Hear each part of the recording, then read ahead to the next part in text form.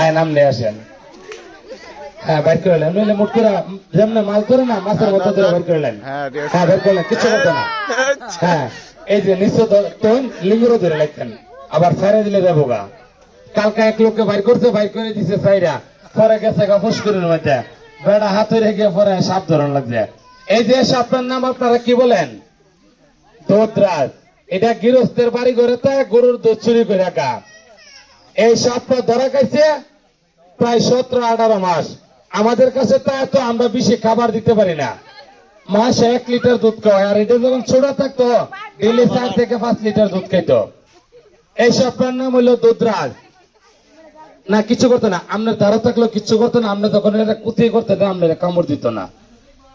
যদি ভবিষ্যতে কোনোদিন কোন বাইদ্যা আইসা বলে সাপ ধরতে জাদু মন্ত্র তাবিজ কবজ লাগে, এ বাইদ্যারে বলবেন যে আমাদের কোন তাবিজ কবজ লাগতো না, এমনি সাপ ধরতাম। আবার ফানুস সাপের ধরতে দেন না, কারণ ফানুস সাপ বাইদ্যারও কামড়াইব, যে ধরবো হেরও কামড়াইব।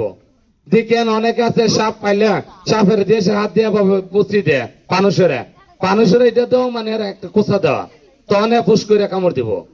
আর এই যে অন্য যত সাপ আছে নমুলাম করে ধরবেন, কোনদিন সাপে কামড় দিত না। এই সাপটার পরে আরেকটা ভয়ানক সাপ দেখবেন, কালনাগিনী সাপ। আবার অনেকে ভাবতেছেন বেড়া আইসে পর থেকে কইতেছে কোম্পানির সুজন না, আচ্ছা এই সাপটা এখন ডোয়ালেন, আবার কইলে পরে বড়টা বাইর করবেন। এই সাপটা এখন ডোয়ালেন, পরে আবার বড়টা বাইর করবেন। হ্যাঁ এটা আবার ভিতরে ঢোয়েন, মাথার আগে ঢোয়েন। আমার জীবনে কিন্তু হাজার হাজার লোকের দিয়ে সাপ ধরাইছি, কিন্তু আমি নিজে ধরার সাহস এখনো পাইছি না, কিছু করতো না। এটা রয়েছে কোষা দিলে কামড় দিব, কোষা দিতেন না কম্বলের ভিতরে শুয়ে থাকতে পারবেন, সাপে কোনোদিন আপনাকে দংশন করতে